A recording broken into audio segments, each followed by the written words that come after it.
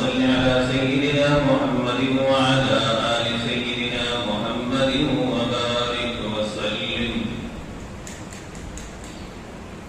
حدیث مبارکہ میں ترمذی شریف کی ایک روایت ہے، حضرت ابو موسیٰ الاشعری رضی اللہ تعالی عنہ فرماتے ہیں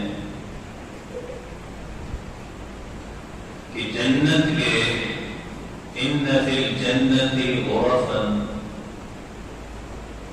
یرا ظاہرها من باطنها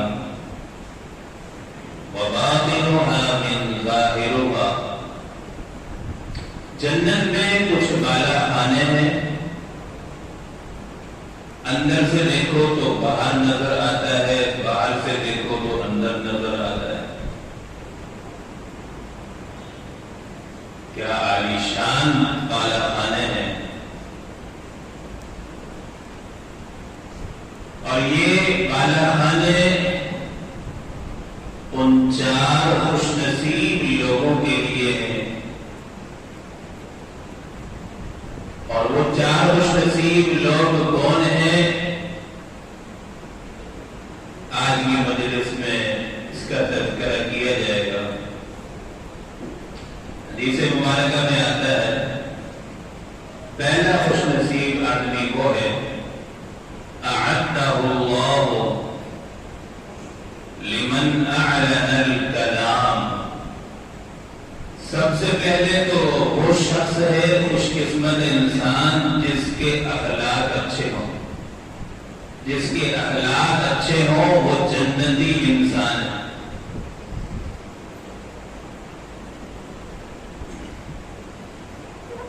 نرم گفتگو کرنے والا بہترین انسان ہے. جس کے گفتگو میں نرمی ہو وہ بہترین انسان ہے. بلکہ حدیث مبارکہ میں آتا ہے امام الانبیاء صلی اللہ علیہ وسلم نے فرمایا مَن يُحْرِمُ الرِّزْقَ يُحْرِمُ الْخَيْرَ كُلَّهُ. جو آدمی نرمی سے محروم رہا وہ دنیا کی ساری خیروں سے بلائیوں سے محروم رہا. سخت گفتگو کرنے والا اللہ کو پسند نہیں ہے.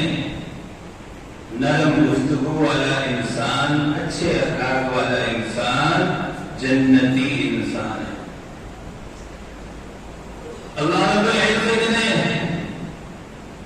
موسیٰ علیہ السلام اور ہارون علیہ السلام کو جب فرعون کے پاس بھیجا اذهب الى فرعون انه طغى، جاؤ میرے پیغمبر فرعون کے پاس جاؤ جو ایک سرکش ظالم جابر بادشاہ ہے، غلیظ ترین کافر ہے. لیکن رب تعالی اپنے پیارے پیغمبروں کو احکامات کیا دے رہے ہیں فَقُولَا لَهُ قَوْلًا لَيِّنًا لَعَلَّهُ يَتَذَكَّرُ أَوْ يَخْشَىٰ. اے میرے پیارے پیغمبر آپ نے فرعون کے پاس جا کر سختی سے گفتگو نہیں کرنا، سخت لہجے میں بات نہیں کرنا. حالانکہ آگے کافر ہے لیکن حکم کیا مل ہے فَقُولَا لَهُ قَوْلًا لَيِّنًا لَعَلَّهُ يَتَذَكَّرُ أَوْ يَخْشَىٰ. نرمی سے بات کرنی ہے. جب ایک کافر کے لیے یہ حکم ملنے کہ نرم انداز سے گفتگو کریں تو دیکھیں اگر مخاطب میں مسلمان ہو تو اس کے لیے کتنا اچھا حکم ہے. تو اس سے بڑھ کر زیادہ حکم ہے کہ آپ نرمی سے گفتگو کریں. آپ کے لہجے میں سختی نہ ہو. سخت لہجے والا، سخت زبان والا نہ مخلوق کو پسند ہے نہ اللہ کو پسند ہے. اللہ ایسے آدمی سے محبت نہیں فرماتا. تو سب سے پہلا وہ آدمی خوش نصیب جنتی انسان وہ ہے جس کے اخلاق اچھے ہوں. اور امام الانبیاء صلی اللہ علیہ وسلم نے ارشاد فرمایا خیرکم خیرکم لأہلہ. اور تم میں سے سب سے اچھا کون ہے؟ خیرکم لأہلہ، جو اپنے گھر والوں کے لیے اچھا ہو. ہم بار محلے میں، گلی میں، معاشرے میں جتنا بھی اچھا بن جائیں اس کا کوئی اعتبار نہیں ہوگا جب تک ہم اپنے گھر والوں کے ساتھ اچھے نہ رہیں۔ امام الانبیاء صلی اللہ علیہ وسلم نے ارشاد فرمایا نا کہ خیرکم لأہلی، اور میں اپنے گھر والوں کے لیے سب سے اچھا ہوں۔ امام الانبیاء صلی اللہ علیہ وسلم کی 11 ازواج مطہرات، یعنی ہماری روحانی مائیں 11 کی، آپ صلی اللہ علیہ وسلم کی 11 ازواج مطہرات، 11 بیویاں تھیں۔ روایت میں آتا ہے کبھی بھی پیارے آقا صلی اللہ علیہ وسلم نے 11 بیویوں کو کبھی بھی غصہ نہیں فرمایا، ڈانٹا نہیں۔ آج ہم گھر میں داخل ہوتے ہیں، ایک تھانے دار بن کے داخل ہوتے ہیں اور ایک آفیسر بن کے داخل ہوتے ہیں، ایک اپنے عہدے کا روب لے کر داخل ہوتے ہیں۔ امام الانبیاء صلی اللہ علیہ وسلم جب گھر میں داخل ہوتے تھے مسکراتے ہوئے چہرے کے ساتھ داخل ہوتے تھے۔ پہلے جا کر اپنی بیٹی فاطمہ الزہرا کو ماتھے میں بوسہ دیتے تھے، اچھے اخلاق سے ملتے تھے۔ اپنی 11 ازواج مطہرات کو بھی غصہ بھی نہیں فرمایا، ڈانٹنا تو دور کی بات ہے۔ آج ہم سارے مجبور کر کے صف اول میں نماز پڑھ رہے ہوتے ہیں، جب تک ہمارے باہر کے معاملات ٹھیک نہ ہو تو عبادات میں لذت نصیب نہیں ہوتی، سجدے کی چاشنی نصیب نہیں ہوتی، سجدے کا سرور، عبادت کا سرور، تلاوت کا سرور نصیب نہیں ہوتا۔ ہم باہر کے معاملات اچھے کر لیں، پھر دیکھیں عبادت میں اللہ رب العزت کتنی لذت عطا فرمائیں گے۔ تو پہلا آدمی وہ ہو گیا جس کے اخلاق اچھے ہوں، وہ جنتی ہے۔ امام الانبیاء صلی اللہ علیہ وسلم کے پاس ایک عورت ہے، صحابی نے عرض کیا یا رسول اللہ یہ عورت بڑی بھائی ہے، کوئی نماز قضا نہیں، تہجد ساری نمازوں کا اہتمام، لیکن پڑوس اس سے خوش نہیں ہے، لوگوں کو بڑا تنگ کر کے رکھا ہوا۔ پیارے آقا نے کیا فرمایا کہ یہ عورت جہنمی ہے۔ ایک اور عورت کا تذکرہ فرمایا کہ یہ نماز تو نہیں پڑھتی پیارے آقا، لیکن لوگوں کے ساتھ اس کا رویہ، حسن سلوک بہت اچھا ہے۔ پیارے آقا نے فرمایا کہ یہ عورت جنتی ہے، جنتی ہے۔ اخلاق کا ہمارا اسلام میں بڑا کردار ہے۔ حدیث پاک میں ان من احبکم الی احسنکم اخلاقا، قیامت والے دن نام اعمال میں سب سے وزنی جو چیز ہوگی وہ اخلاق ہوگی۔ نماز، روزہ، تراویح، یہ ساری چیزیں بعد میں ہے، نام اعمال کو وزنی کرنے والی چیز انسان کے اچھے اخلاق ہیں۔ ہمارے پڑوس میں اگر کوئی کافر بھی رہے، یہودی بھی رہے، تو اس کا بھی حق ہے ہمارے اوپر کہ ہم اس کے ساتھ اچھا رویہ رکھیں۔ اور ہوتا کیا ہے، اپنے گھر کا پانی کچرا دوسروں کے سامنے ڈال دیتے ہیں، اپنا گھر صاف کر دیا، وہی تکلیف ہے، اس کے بعد آ جاتے ہیں پاک پاک کے ہم نماز پڑھ۔ بھائی باہر کے جو پہلے معاملات ہیں ہم ان کو درست کریں۔ مسجد میں نماز پڑھنے تو آ رہے ہیں، گاڑی گھیڑ کے بالکل سامنے جام کر کے لگا دیا، بتاؤ آنے والے کو تکلیف ہوگی نہیں؟ اب جب تکلیف دے گی ہم نماز پڑھیں گے تو ایسی نماز کہاں کو بولو۔ جب باہر کے معاملات درست ہوں گے تو پھر ہماری نمازیں بھی قبول ہے، اعمال بھی قبول ہے۔ اور دوسرا آدمی وہ ہے جس کے متعلق فرمایا گیا وہ اطعم الطعام، مسکینوں کو کھانا کھلانے والا۔ مسکینوں کو کھانا کھلانے کی بڑی فضیلت ہے۔ اب ہم کسی کو جیسے فطرانہ دیں، مستحق کو کچھ بھی دیں، زکات دیں،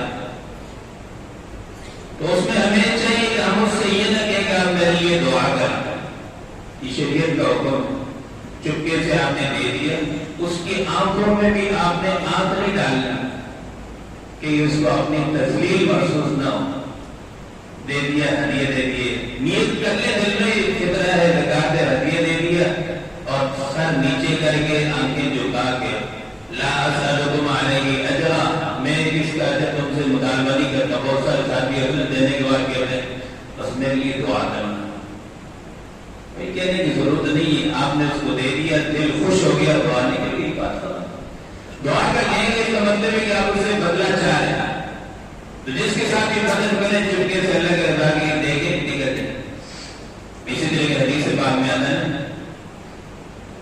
نبی کریم صلی اللہ علیہ وسلم نے ارشاد فرمایا کہ جو آدمی مجھے دو چیزوں کی ضمانت دے دے میں اس کو جنت کی ضمانت دیتا ہوں۔ میں یضمن لی ما بین رجلیہ وما بین رجلیہ، جو آدمی دو چیزوں کی ضمانت دے دے اللہ کے نبی نے فرمایا میں اس کو جنت کی ضمانت دیتا ہوں۔ ایک جو جھگڑوں کے درمیان ہے، آپ صلی اللہ علیہ وسلم نے فرمایا زبان، جو آدمی مجھے اس کی ضمانت دے دے کہ غلط نہیں چلے گی، غلط استعمال نہیں ہوگی، گالم گلوچ سے نہیں ہوگا، لوگوں کو تکلیف نہیں ہوگی، آپ صلی اللہ علیہ وسلم نے فرمایا کہ مجھے اس چیز کی ضمانت دے دے۔ اور دوسری ماں بین رجلیہ، اپنی شرکا کی ضمانت دے دے کہ اس سے غلط کاری نہیں کروں گا۔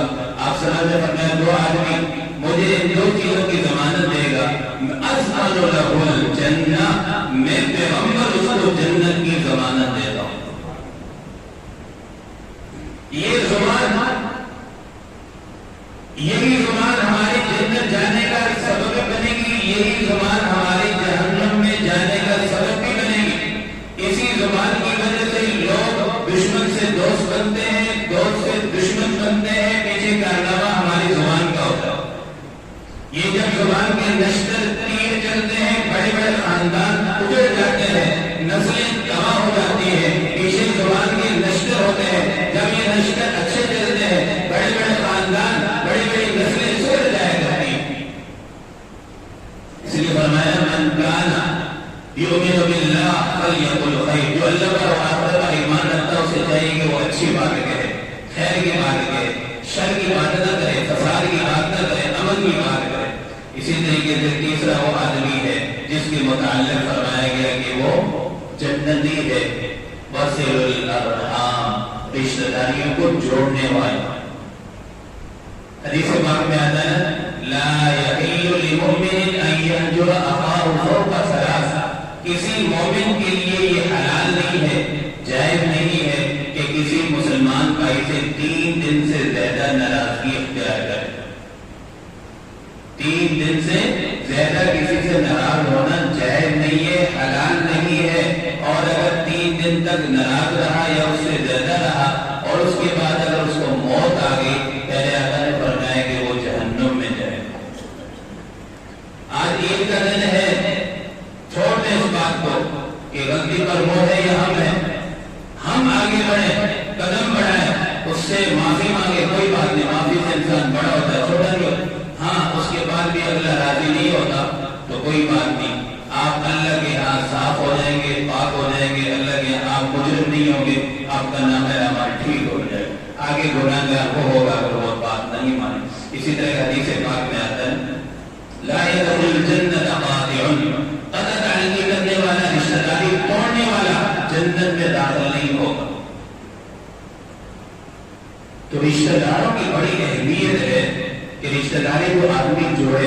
اسی طریقے سے پہلے آقا صلی اللہ علیہ وسلم پر جب وحی نازل ہوئی، پہلی وحی قارئہ میں وحی نازل ہونے کے بعد چونکہ وحی کا جلال تھا، تاثیر تھی، آپ صلی اللہ علیہ وسلم کو سردی لگنے لگی۔ گھر میں آئے، اماں خدیجہ سے فرمایا زملونی زملونی، مجھے کمبل دو، سردی لگ رہی ہے۔ حضور پریشان ہو گئے، ہم نہیں ہوں گے،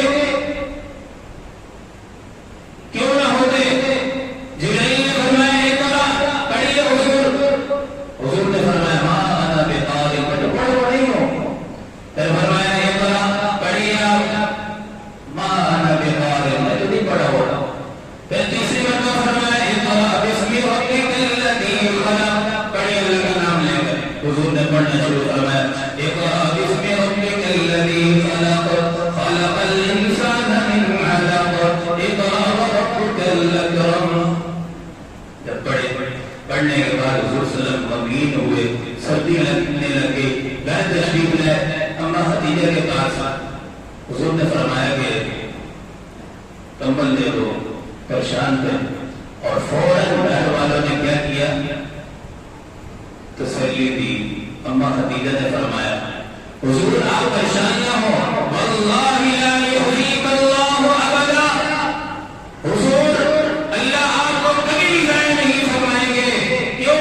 انک لتصل الرحم، آپ رشتہ داری کو جوڑنے والے ہیں.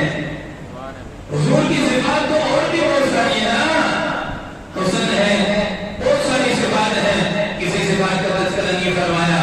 انک لتصل الرحم، آپ لوگوں میں رشتہ داری کو جوڑنے والے ہیں. وتقسم المعدوم، غریبوں کی آپ مدد کرنے والے ہیں، غریبوں کو یتیموں کو کھانا کھلانے والے ہیں. آپ کو کبھی بھی اللہ ضائع نہیں فرمائے گا. حضور صلی اللہ علیہ وسلم جب مکہ سے تنگ آ کر ہجرت فرمائی مدینے کی طرف، بات سن رہا ہوں، مدینے کی طرف ہجرت فرمائی. مکہ والا نے بڑا تنگ کیا، ستایا، اولیوں بھی ڈالی گئی، گلیوں میں گھسیٹا بھی گیا، پتھر بھی مارے گئے. یہ دین آسانی سے اندر نہیں پہنچا. امام الانبیاء ہے، مکہ کی گلیاں ہیں، پتھر کھا رہے، اولیاں ڈالی جا رہی ہیں، بیت اللہ کے سامنے نماز ہو رہی ہے. حضور سجدے میں بدبخت لا کر اولی ڈال دیتا ہے. حضور صلی اللہ علیہ وسلم نے انتقام نہیں لیا. ہجرت کا حکم آیا، مدینے تشریف لے گئے، مدینے میں حکم بن گیا. ہاں حضور آئے، مدینے والے نے تو تذکرہ پہلے سنا ہوا تھا، اچھے اخلاق والے ہیں، بڑے حسن والے ہیں، بڑے کمال والے ہیں، بڑے صفات والے ہیں، بڑے جمال والے ہیں. مدینے والے تیاری کر کے پکڑ کے بیٹھ گئے کہ ہم استقبال کریں گے. جیسے ہمارے بھی بڑا عالم آ جائے، سب استقبالی کے لیے کھڑے ہو جاتے ہیں، تیاری کرتے ہیں. مدینے والوں نے حضور صلی اللہ علیہ وسلم کے استقبال کی تیاری کی. حضور تشریف لائے، سب نے استقبال کیا، مرحبا کہا، خوش آمدید کہا. اور پھر اس کے بعد آپ صلی اللہ علیہ وسلم نے خطاب فرمایا، مدینے میں بیان فرمایا. کھڑے ہو گئے، فرمایا یا ایھا الناس. جیسے یہ جملہ فرمایا، سارے پورے مجمع میں سناٹا چھا گیا، خاموشی. یا ایھا الناس، لوگ سب غور توجہ کے لیے اب حضور کیا فرمائیں گے. اگلا جملہ فرمایا یا ایھا الناس افشوا السلام، افشوا السلام. میں سلامتی پھیلانے کے لیے آیا ہوں، میں سلامتی پھیلانے کے لیے آیا ہوں. پہلا پیغام دیا، میں سلامتی پھیلانے کے لیے آیا ہوں، سلامتی پھیلانے کے لیے آیا ہوں. پھر حضور جب مکہ سے واپس مدینہ تشریف لائے، جن لوگوں نے حضور کو تنگ کیا، اور ایک شیبی خاندان کا جس نے بیت اللہ کی چابی حضور کو نہیں دی تھی، نماز پڑھنے نہیں دی تھی. حضور جب مدینہ روانہ ہو رہے تھے، بیت اللہ کو خطاب کیا، بیت اللہ میں تجھے چھوڑنا تو نہیں چاہتا، لیکن میرے قبیلے والے سمجھتے نہیں ہیں، میرا دل نہیں چاہتا کہ میں مکہ سے بیت اللہ چھوڑ کے جاؤں. بڑے غمگین دکھی انداز میں حضور صلی اللہ علیہ وسلم تشریف لے گئے. واپس آئے جب فاتحانہ انداز میں مکہ فتح ہوا. اب مکہ والے سہمے ہوئے ہیں، گھبرائے ہوئے ہیں کہ اب تو ہماری جگہ نہیں ہے، لیکن قربان جاؤ. آپ نے فوراً مکہ میں تشریف لائے، بیت اللہ کی چابی لی اور چابی لے کر اندر داخل ہوئے. 2 رکعت نماز ادا فرمائی. ادا فرمانے کے بعد باہر نکلے، اعلان فرمایا لا تثریب علیکم اليوم، آج کے دن کسی کو کچھ نہیں کہا جائے گا، سب کو میں نے معاف کیا. اللہ میرے دوستو، عید کا اتنا بڑا اجتماع ہے. اس اجتماع میں آنے والا ہر مسلمان جس کے لیے اللہ کی طرف سے اعلان ہوتا ہے قوموا مغفور لکم، جتنے بھی تم عید پڑھنے آئے ہو سب اس حال میں کھڑے ہو جاؤ کہ میں نے تمہیں معاف کر دیا ہے. تو عید کا دن ہوتا ہے، انسان اللہ کا مہمان ہوتا ہے، اور عید والے دن کسی وڈیرے کے بھی دروازے پہ چلے جاؤ، جتنے بھی لڑائی جھگڑے ہوں گے وہ عید والے دن ختم کر دیتا ہے. تو ہمیں بھی چاہیے جتنے جس کے ساتھ جو ناراضگیاں ہیں ہم دل بڑھ کریں، قدم بڑھائیں، رشتہ داریوں کو بڑھائیں، رشتہ داری کو جوڑیں، سارے لڑائی جھگڑوں کو ختم کریں. تو اب عید کا طریقہ سے بات فرمانے پر اس کے بعد نماز ہوگی. نماز عید الفطر کی جو نماز ہے یہ واجب ہے. 2 رکعت نماز عید الفطر کی ہم نے نیت کرنی ہے. ساتھ ہی اس چیز کا صرف اضافہ کرنا ہے کہ ماں زائد 6 تکبیروں صرف 6 تکبیریں اس دن زیادہ ہوگی، باقی ساری وہی ہوگی. اور 6 تکبیروں کا طریقہ یہ ہے، جیسے ہم نیت باندھ کے کھڑے ہوں گے، امام صاحب جو ہے ثنا پڑھیں گے، ثنا پڑھنے کے بعد امام صاحب ہاتھ اٹھا کر اللہ اکبر کہیں گے تو ہاتھ نہیں باندھنے، ہاتھ فوراً اپنے نیچے چھوڑ دینا. اسی طریقے سے دوسری تکبیر ہوگی اللہ اکبر، ہاتھ نہیں باندھنا، ہاتھ چھوڑ دینا. تیسری تکبیر کے لیے ہاتھ اٹھائیں گے اللہ اکبر، اس کے بعد ہاتھ باندھ دینا. امام صاحب قرات کریں گے